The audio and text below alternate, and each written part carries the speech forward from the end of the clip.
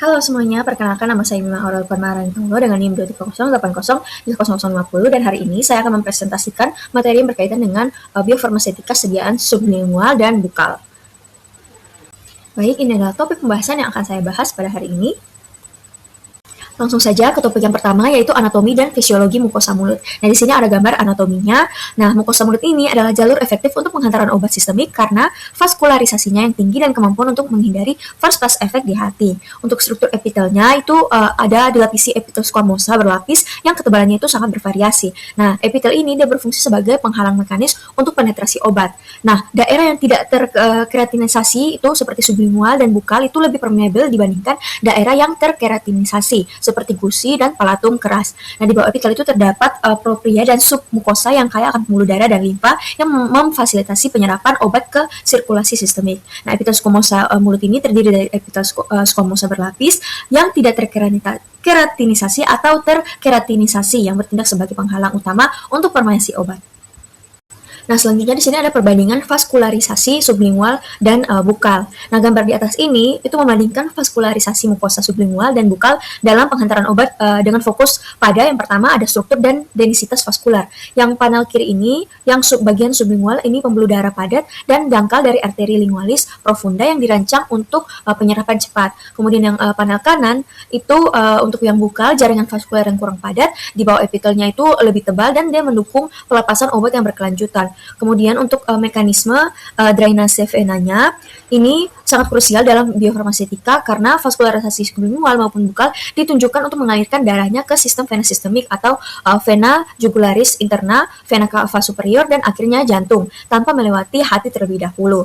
Nah, obat yang menembus epitel mukosa ini langsung masuk ke pembuluh darah yang mengalir ke sirkulasi sistemik secara efektif melewati first pass metabolism hati dan degradasi asam lambung.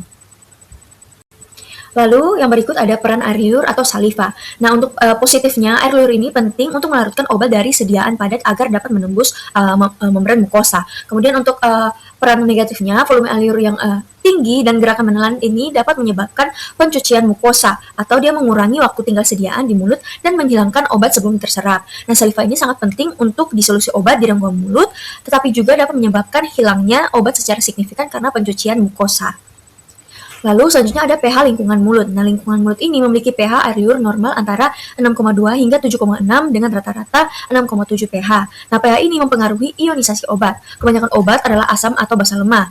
Lalu untuk bentuk non-ionik obat ini obat lebih lipofilik sehingga mudah menembus membran biologis melalui difusi pasif. Penyesuaian pH sediaan ini dapat meningkatkan fraksi obat non-ionik untuk penyerapan yang lebih baik. Nah, pH air liur itu mempengaruhi permeasi obat dengan obat non-ionik lebih mudah terserap.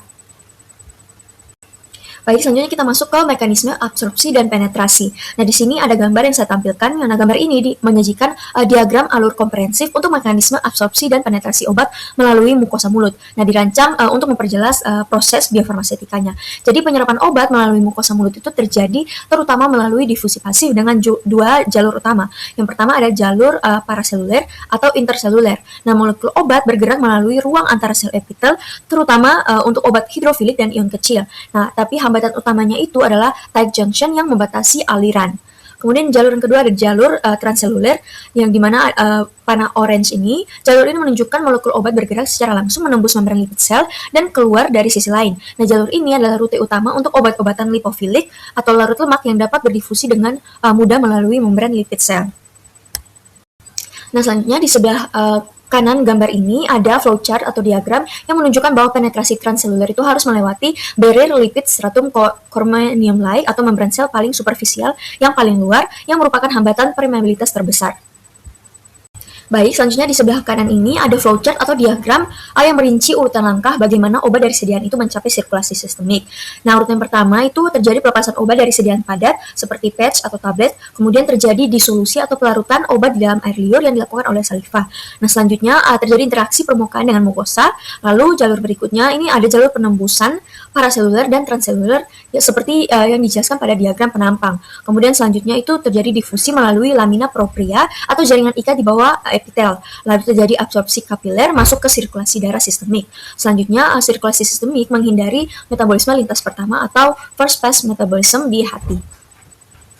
Baik, selanjutnya ada parameter bioavailabilitas sediaan oral mukosa. Nah, di sini saya menampilkan grafik, yaitu grafik yang membandingkan profil bioavailabilitas obat yang diberikan melalui dua rute berbeda dengan dosis yang setara, yaitu ada sediaan per oral dan sediaan oral mukosa atau sublingual dan bukal. Yang pertama ada sediaan per oral, itu ditandai dengan garis merah ini. Untuk fase absorpsinya itu dia lebih lambat dan bertahap. Kemudian untuk Cmax dan Tmax-nya itu, Cmax-nya itu terendah dan Tmax-nya itu terlama. Nah, penyebabnya karena penyerapan terbatas di saluran pencernaan dan dia mengalami first pass effect di hati. Kemudian untuk sediaan oral mukosa seperti sublingual atau bukal yang ditandai dengan garis biru ini, dia menunjukkan absorpsi yang sangat cepat dan stepwise atau grafiknya ini yang warna biru ini dia kenakan curam. Kemudian untuk Cmax dan Tmax-nya itu dia mencapai konsentrasi maksimum atau Cmax yang jauh lebih tinggi dan dalam waktu yang jauh lebih singkat atau Tmax setara dengan 0,5 jam setelah pemberian. Nah, penyebabnya karena penyerapan itu terjadi langsung melalui membran tipis mukosa ke dalam sirkulasi darah kapiler secara efektif dan menghindari metabolisme lintas pertama di hati. Baik, selanjutnya ada parameter AUC atau area under the curve. Jadi untuk AUC-nya yang arsir hijau terang itu untuk sublingual, sedangkan yang arsir hijau tua itu untuk yang per oral. Nah, grafik ini menunjukkan bahwa AUC untuk sediaan oral mukosa seperti sublingual itu jauh lebih besar daripada AUC untuk sediaan per oral, di mana menunjukkan bioavailabilitasnya yang jauh lebih tinggi. Baik, demikian materi yang sudah saya sampaikan. Dari pembahasan-pembahasan yang telah kita bahas tadi, dapat disimpulkan bahwa sediaan sublingual dan bukal merupakan rute penghantaran obat yang efektif karena mukosa oral yang permeable dan vaskularisasi yang tinggi sehingga memungkinkan absorpsi cepat serta menghindari first pass metabolism dan meningkatkan bioavailabilitasnya. Nah, sublingual cocok untuk onset yang cepat, sedangkan bukal lebih sesuai untuk pelepasan terkontrol dan mempertahankan kadar obat yang stabil. Baik, ini adalah referensi yang saya gunakan. Baik, demikianlah materi yang sudah saya sampaikan terkait dengan biofarmasetika sediaan bukal dan sublingual. Semoga bermanfaat. Terima kasih.